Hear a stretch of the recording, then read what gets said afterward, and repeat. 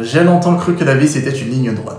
On naît, on étudie, on fait des choix logiques et on arrive où on est censé arriver. Mais ma vie à moi, elle a été tout sauf ça. C'est une histoire de détours, d'échecs, de moments de doute profond. Une histoire de hasard. Je n'avais jamais rêvé d'être développeur. Pour être honnête, je ne savais même pas ce que c'était ce métier. Je n'avais pas de passion dévorante pour les ordinateurs. Zéro. Je ne me voyais pas passer mes journées à fixer un écran et à taper du code. Et pourtant, aujourd'hui, je le suis. Et je suis même passionné par ce que je fais. Paradoxal, n'est-ce pas? Sur mes réseaux, vous me demandez souvent quel a été mon parcours, comment je suis arrivé là. Et pour tout vous dire, c'est une question qui me fait toujours sourire. Parce que la vérité, c'est que je suis un jeune Camerounais qui a choisi son métier parce qu'il n'aimait pas les sciences physiques. Aujourd'hui, je vais vous raconter mon histoire sans filtre. Comment un choix que j'ai fait presque par hasard a complètement changé ma vie et m'a amené à devenir développeur freelance en France aujourd'hui. Avant toute chose, si c'est à travers cette vidéo que vous me découvrez, welcome sur ma chaîne. Je suis Armand, développeur avec 7 ans d'expérience et je partage des tutoriels et des astuces pour devenir un meilleur développeur. Si c'est quelque chose qui vous intéresse, abonnez-vous et cliquez sur la cloche de notification pour ne rien rater de mes prochaines vidéos. Ceci dit, revenons à mon histoire. Tout a commencé à des milliers de kilomètres d'ici,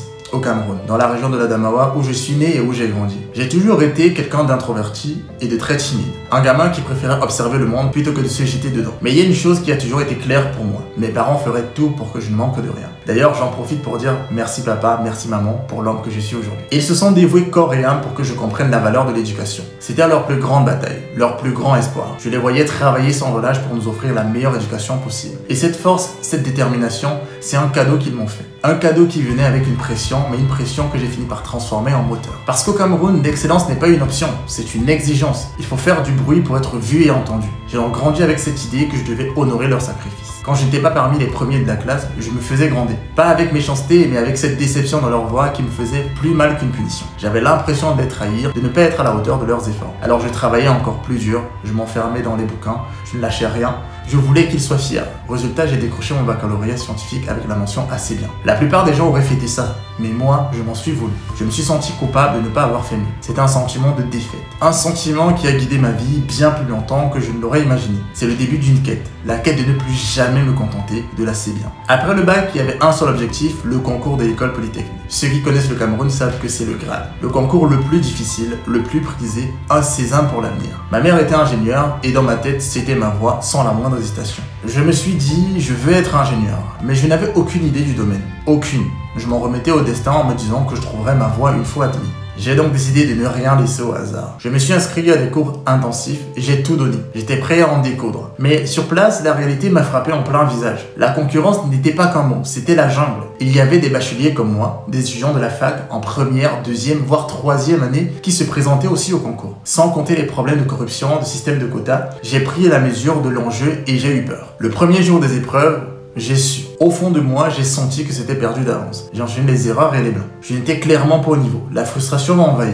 Je savais que mes parents avaient misé gros sur moi et qu'ils croyaient en ma réussite. Et là, j'avais l'impression de les décevoir, de ruiner tout ce qu'ils avaient construit pour moi. La deuxième journée a été tout aussi catastrophique. Je n'ai pas eu besoin d'attendre les résultats pour savoir. Sans surprise, quand la liste est tombée, mon nom n'y était pas. C'était un échec cuisant, une claque qui a fait mal, très mal. Je me suis résigné à m'inscrire à la fac en mathématiques. Je me suis dit que ce serait mon plan B. C'était la fin du rêve, le début du flou. Mais c'est là que le destin entre en jeu. Ma grande sœur m'a parlé d'un autre concours, celui de l'IUT. Honnêtement, je n'avais aucune envie de revivre ce cauchemar. J'ai dit ok pour lui faire plaisir sans aucune conviction. C'est ma mère, toujours là pour me donner un coup de pouce, qui m'a poussé à me renseigner. Et c'est en lisant le programme des épreuves que j'ai eu la surprise de ma vie. 3 filières, génie biologique, maintenance industrielle et génie informatique. Biologie, zéro chance, j'étais nul en biologie. Maintenance industrielle, il y avait une épreuve de physique. Et là, surprise. En informatique, l'épreuve de physique était remplacée par une deuxième épreuve de maths. Je vous le dis, mon destin a basculé à ce moment-là. Je n'ai pas choisi l'informatique par passion ou par vocation. J'ai choisi le génie informatique parce que je ne voulais pas réviser les sciences physiques.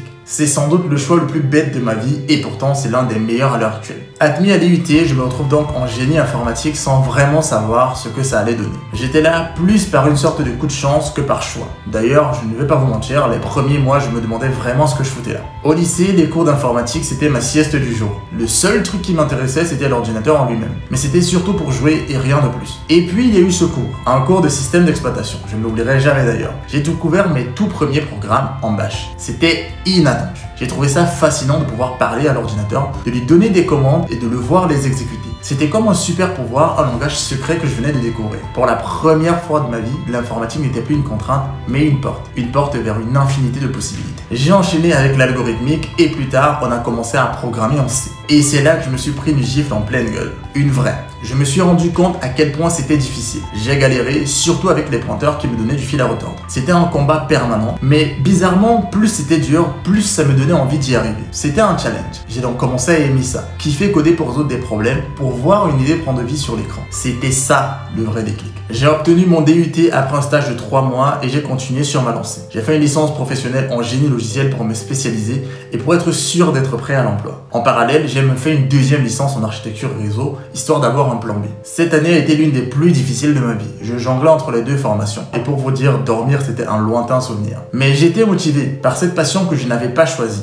mais qui m'avait trouvé. Je me contentais plus de l'assez bien, je voulais l'excellence. Diplôme en poche, j'étais enfin prêt à me lancer. Je pensais que le plus dur était derrière moi. J'avais cette confiance, cette certitude que j'allais trouver le job de mes rêves. Mais la réalité était tout autre. Au Cameroun, à cette époque, le domaine du développement n'était pas assez mature. Je me suis donc heurté à des murs. Des entreprises qui me proposaient des stages non rémunérés, d'autres qui exigeaient des années d'expérience alors que je sortais à peine d'école. C'était un brouillard épais et de nouveau j'étais perdu. J'ai dû me rendre à l'évidence. Dans ma ville, trouver un poste de développeur était quasiment impossible. J'ai essayé d'ouvrir mes recherches, de regarder dans d'autres régions, mais c'était la même chose. J'ai eu l'impression que tout ce que j'avais accompli ne servait à rien. C'était un vide, un sentiment d'impuissance qui m'arrangeait. Pour avoir un minimum d'autonomie, j'ai décidé d'enchaîner les petits boulots. J'ai commencé à faire des vacations comme enseignant au lycée et à donner des cours de soutien à domicile. Ce n'était pas le grand plan que j'avais en tête, mais ça me permettait de gagner mon propre argent. Je me sentais indépendant, mais pas épanoui. Ce n'était pas du tout la vie que je souhaitais. Je savais que je pouvais faire plus, que je pouvais rêver plus grand. Et c'est à ce moment-là que l'idée a germé. Si le Cameroun ne me donnait pas l'opportunité, peut-être qu'un autre pays le ferait. L'idée de partir à l'international a commencé à me hanter. J'ai tout misé sur ce nouveau projet. Je me suis renseigné, j'ai commencé la procédure pour venir en France. J'y ai consacré tellement d'énergie que j'ai même négligé mes cours de master. Ceux qui ont fait la procédure voient de quoi je parle. Et au final, échec. La procédure a échoué de la pire des manières. Car je n'ai même pas pu avoir un entretien pour prouver ma valeur. Toutes les universités qui avaient reçu mon dossier l'avaient tout simplement rejeté.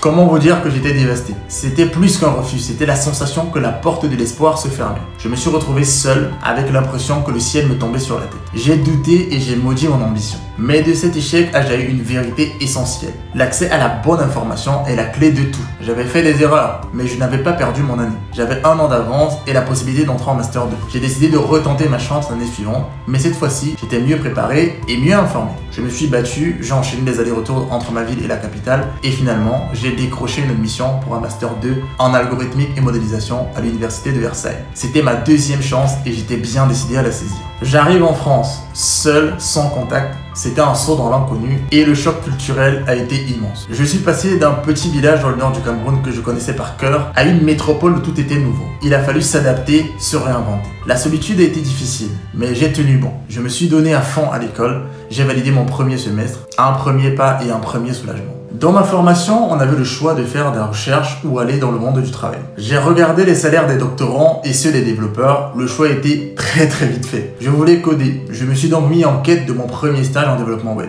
J'ai mis à profit ce que j'avais appris, l'importance de l'information. J'ai cherché, postulé et j'ai fini par décrocher mon premier stage grâce à la Battle Dev à laquelle j'avais participé. C'était un bon début, même si la technologie n'était pas ma préférée. C'était du PHP pour tout vous dire. Mais je savais que je pouvais trouver mieux. J'ai cherché un autre stage et j'ai eu la chance d'intégrer une grande entreprise, Capgemini. J'ai commencé directement en mission chez Engie en tant que développeur full stack et c'est comme ça que 7 ans plus tard, je suis toujours là, toujours aussi passionné par ce que je fais. Beaucoup me demandent quel est mon parcours comme si c'était quelque chose d'extraordinaire. Mais comme vous avez pu le voir, il n'y a rien de spécial. Je suis juste un Camerounais qui a eu des rêves, qui a connu des échecs et qui a su les transformer en victoire. Je n'avais pas de plan tout tracé. Le hasard a joué un rôle immense dans mon histoire. Mais une fois que j'ai trouvé ma voie, je n'ai rien lâché. C'est la résilience, la persévérance, la soif de progresser qui m'ont mené ici. Je ne suis pas spécial et chaque jour, j'essaye de m'améliorer. Si je peux vous donner un seul conseil, c'est celui-ci. Croyez en vous. Vous êtes capable de réaliser de grandes choses si vous en êtes convaincu. Et mon histoire est là pour le prouver. D'ailleurs, si le sujet de mon parcours professionnel pour arriver en freelance aujourd'hui vous intéresse, dites-le moi en commentaire. J'espère que cette vidéo vous aura plu. N'hésitez pas à me raconter votre propre histoire juste en dessous. Et je vous dis à très bientôt pour une prochaine vidéo.